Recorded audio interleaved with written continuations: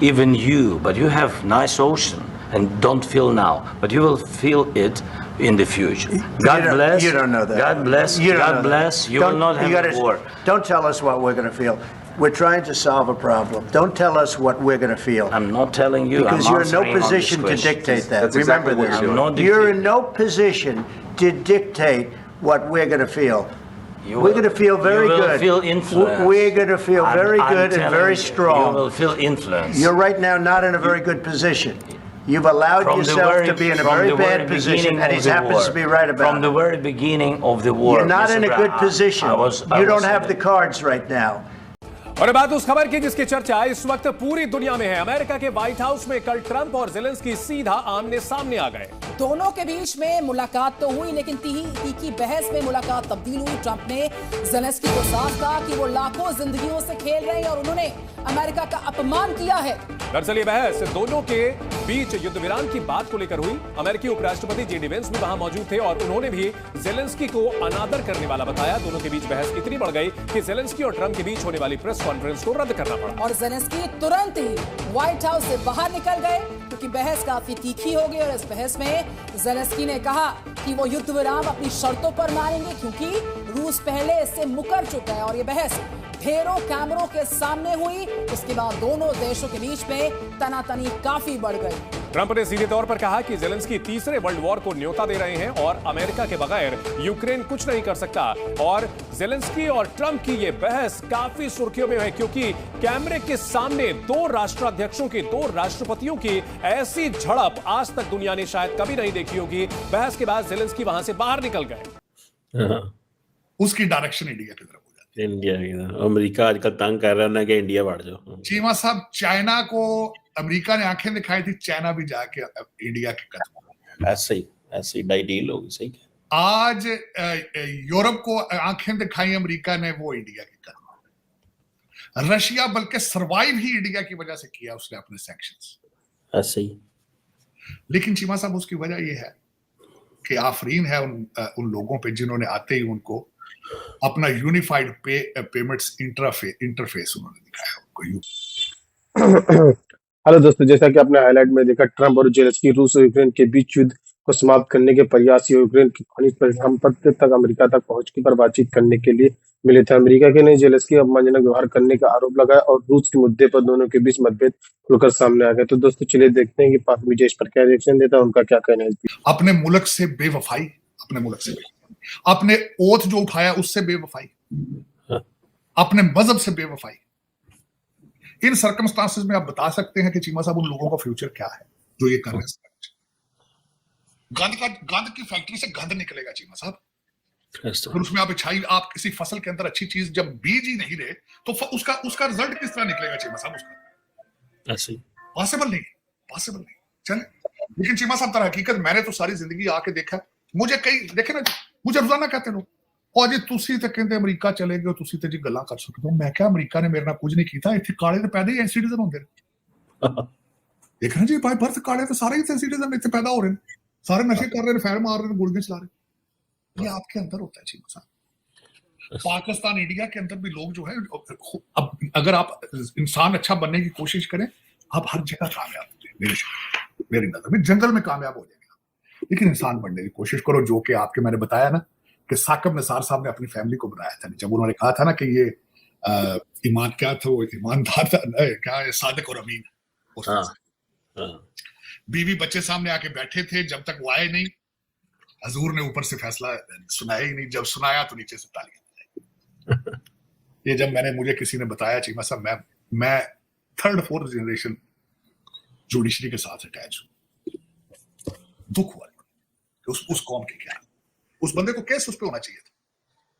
सबसे पहले तुम्हारी फैमिली वहां में क्या कर रही है, वाई? फिर तालियां बजा रही, फिर सारे अपटेक्स के जा रहे हैं बाहर। इसका मतलब है कि तुम करो राती फैसला करके। और उस बंदे की मुझे हैरानगी वाली बात है, आपके इस्लामाबाद की एक प्रॉपर्टी के बारे में उसका फैसला था कि मुझे रात को ख्वाब आया क्या इनके ऊपर पेनल्टी कितनी लगानी। ये रिकॉर्ड पर मौजूद कि जजों को रात को ख्वाब में बताया जाता है कि सुबह उठ के तुमने फैसले के अंदर पेनल्टी इतने अरब लगानी। मतलब है किसी मुल्क के अंदर इस तरह की जुडिशरी 21st सेंचुरी में, 21st सेंचुरी, और पूछने वाले कोई नहीं। मात्र किधर आजाद। चल चीमा साहब पसंद अपने अपने नसीब अपने अपने ऐसी कौम के, फिर यही होना जो हो रहा है उसमें, यही होना। आप और चीमा साहब दूसरा आज जो यहाँ पे मैं जो बताना चाह रहा था कि एक तो दुनिया का डायरेक्शंस भारत की तरफ जाती हैं क्योंकि इकोनॉमी है, they are workable people, peaceful people, not aggressor, तो फिर जाहिर लोग उनके पास जाते हैं, लोग जाएंगे उनके पास। रशिया भी उनके साथ उसकी वजह से सर्वाइव किया है। चाइना भी जब अमेरिका आंखें दिखाता है उनकी तरफ देखते हैं, आज यूरोपियन यूनियन उनके कदमों में पड़ी।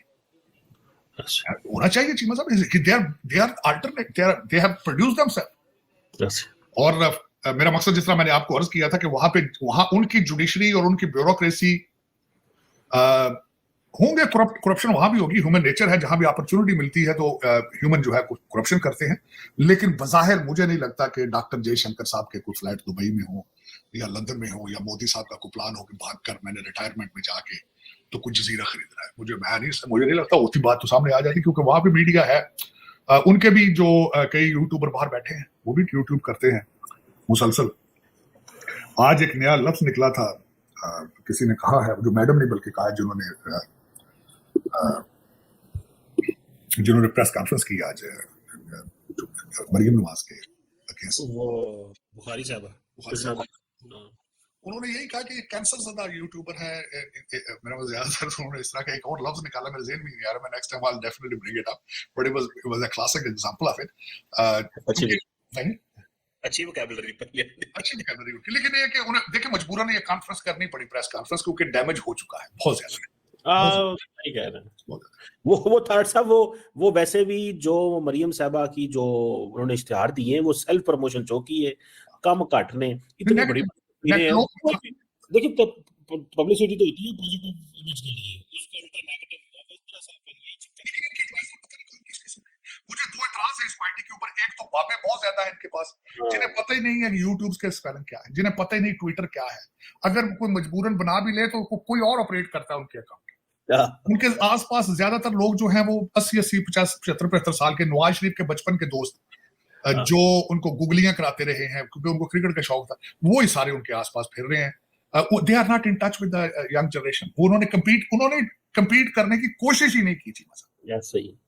अगर और जो भी कोई एडवाइजर था जिसने कहा कि आप 60 पेजेस लेकर तो आप अपनी इश्तिहारबाजी करें, उसने इनको बैक स्टैब किया। और मरियम नवाज मैं समझता अपने लड़के से पूछ लेती, लड़के बच्चा उनका जवान आदमी है, उनके बारे में अक्सर औलाद देखे, उनके खिलाफ अक्सर मेरे ये मुर्शिद के जो मुरीद हैं ये कहते हैं नानी नानी नानी। और जो मुर्शिद साहब ने अपने मुर्शिद से जिससे शादी की वो भी नानी अपनी नानी छोड़कर किसी और की नानी के पीछे पड़े हैं। पता नहीं फिर कौन है इनका, मेरी समझ से बाहर है। बदतमीजी तार साहब ये जरा बताएं ज़ेलेंस्की वाला। चीमा साहब ये बहुत बड़ा अपसेट हुआ जिस तरह वही है कि उन्होंने थोड़ी सी सफाई की है प्रेसिडेंट ज़ेलेंस्की की, और सफाई करके अंदर ले गए, अंदर अंगूठे गाठे लगा के। अब आप देखेंगे प्रेस कॉन्फ्रेंस होने वाली आधे घंटे में। नहीं, वो कैंसिल हो गई प्रेस कॉन्फ्रेंस, है ना, कैंसिल हो गई कैंसिल जी। अच्छा ठीक है,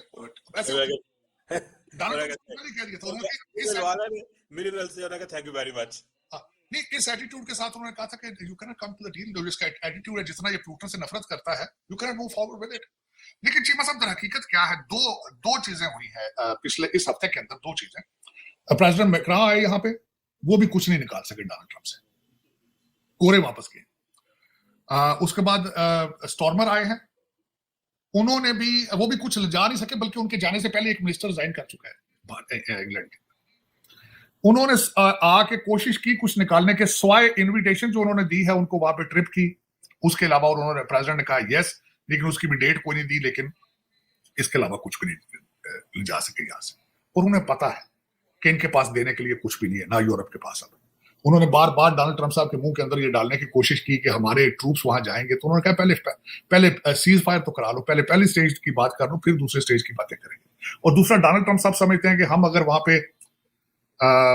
मिनरल लेने चले जाते हैं तो हमारी प्रेजेंस होगी, तो वहां पे Russia won't attack on Ukraine because due to the American presence. और हो सकता है उसमें काफी को ठीक हो। इस वक्त आपको पता नहीं है कि अमेरिका के अंदर क्या चल रहा है। अमेरिका के अंदर CNN जो है अपने वालिद साहब उनके ओबामा है और उनके दादा जो है जो बाइडेन है उनको बचाने की पूरी कोशिश कर रहे हैं और वक्त उनको शील्ड देने की कोशिश कर रहे हैं। अकॉर्डिंग टू CNN वो कहते हैं जी एक तो ये जो मिनरल्स है ये निकलने के लिए 10 साल चाहिए। दूसरा, आज उन्होंने एक और नया शुक्ला निकाला है, उन्होंने कहा जी ये मिनरल्स की जो बात करते हैं ये मिनरल चीमा साहब ये मिनरल वहां मौजूद ही नहीं। ये रिपोर्टें सारी डाटा बहुत पुराना है। लेकिन मैं ये पूछना भी चाहता हूं कि आपके जो दादा जान थे जो बाइडेन थे वो 250 बिलियन 350 बिलियन फ्री दे गए हैं। अगर कुछ ना कुछ वहां से वो निकाल लें डोनाल्ड ट्रंप साहब तो आपको क्या तकलीफ है? आपने तो फ्री दे दिया ना, पैसे तो वो खा गए, पैसे तो सारे दुबई जा चुके हैं या लंदन जा चुके हैं। चीमा साहब एक चीज मैं आपको खास कर बताऊं, आज मैं सबसे ज्यादा दुखी हूं ये प्रेसिडेंट ज़ेलेंस्की की सिर्फ शक्ल देखकर। वो क्या, इसको देखा तो मुझे 3 लोग बड़े याद आए। As an American taxpayer मेरी इनके साथ जाती तो कोई दुश्मनी नहीं, ये सामने आया है मुझे आज अहमद चलाबी याद है, उसने भी मेरा खून चूसा एज एन अमेरिकन। उसके बाद दूसरा बंदा मुझे जो याद आया वो हामिद कारज़ाई याद है, उसके हाथों पे भी मेरा खून है टैक्स पेयर्स का, वो भी लुट के ले गए। तीसरा मुझे याद आया तो अशरफ गनी याद है, जो चौथा नंबर इसका मोस्ट करप्ट पर्सन। वो गोस्ट सोल्जर बना के लूटते रहे हैं, ज़ेलेंस्की गोस्ट बम बना के लूटता रहा अमेरिका से। चलो चीमा साहब, दर हकीकत जिस तरह मैंने आपको पहले अर्ज किया है, ह्यूमन नेचर है कि जब अपॉर्चुनिटी मिलेगी तो चाहे जितना भी नेक आदमी हो वो फ्रॉड लगा जाएगा। तो अमेरिकनों ने अपॉर्चुनिटी दी है ना, क्योंकि किकबैक्स लेते हैं खुद किकबैक्स। डोनाल्ड ट्रंप साहब उसके पीछे अब जा रहे हैं, किकबैक्स के पीछे भी। जो इस वक्त जो हमारे काश पटेल साहब हैं उनका स्टाइल क्या है, वो कहते हैं I follow the money trails. उससे पता चल जाता है मनी कहां गई, किस किसने इसमें बहती गंगा में किस किसने हाथ धोए हैं। तो काश Patel is following the money way the money is going, और उसके अंदर हंटर बाइडन ओबामा, हेटी के अंदर जो क्लिंटन फाउंडेशन ने वारदात डाली। दोस्तों, जैसा कि आपने वीडियो में देखा, रूस के साथ जारी जंग के बीच यूक्रेन के राष्ट्रपति व्लादिमीर ज़ेलेंस्की ने अमेरिका के राष्ट्रपति डोनाल्ड ट्रंप से भी लड़ाई में ले ली है। ओवल ऑफिस के शुक्रवार में बैठक के दौरान हुई सरगर्माई की बहस के बाद अमेरिका यूक्रेन के बीच में मनमुटाव साफ हो गया। हालांकि ट्रंप ने द्वारा ज़ेलेंस्की के तानाशाह किए जाने के बाद इस बैठक में दोनों के बीच तनाव इस कदर बढ़ गए कि ज़ेलेंस्की बैठक के लिए तय समय से पहले यूएस यूक्रेन के महत्वपूर्ण खनिज सौदे पर हस्ताक्षर किए बिना व्हाइट हाउस से चले गए। ट्रंप और ज़ेलेंस्की के बीच व्हाइट हाउस में बैठक के करीब 45 मिनट तक चली, लेकिन आखिरी में मिनट बात बनती नहीं, यह दबाव बिगड़ गई और दोनों के नेताओं के बीच बैठक किसी सहमति पर पहुंचने के बजाय तनाव के चरम पहुंच गई। इसकी शुरुआत ज़ेलेंस्की और अमेरिका के उपराष्ट्रपति जेड वैंस के बीच बहुत दरअसल जेडी वैंस ने कहा कि जंग की कूटनीति के जरिए खत्म किया जाना चाहिए। इस पर ज़ेलेंस्की ने वैंस सम्मानजनक ढंग से पेश आने पर आरोप लगाते हुए कहा कि किसी तरह के कूटनीतिक यूक्रेन राष्ट्रपति ज़ेलेंस्की ने कहा 2014 के दौरान रूसी राष्ट्रपति व्लादिमीर पुतिन ने यूक्रेन के हमारे बड़े हिस्से को कब्जा कर लिया, तब उन्हें पुतिन किसी ने नहीं रोका, उन्हें बस कब्जा के लिए वो मार डाला। 2019 में मैंने उन्हें युद्ध विराम के लिए एक समझौते पर हस्ताक्षर के बाद उन्हें युद्ध विराम के तोड़ा और हमारे लोग मार डाले कि जो की अदला बदली नहीं की। तो दोस्तों, वीडियो कैसा लगा अपनी राय कमेंट बॉक्स में जरूर दें। वीडियो पसंद आए तो लाइक और सब्सक्राइब करना ना भूलें।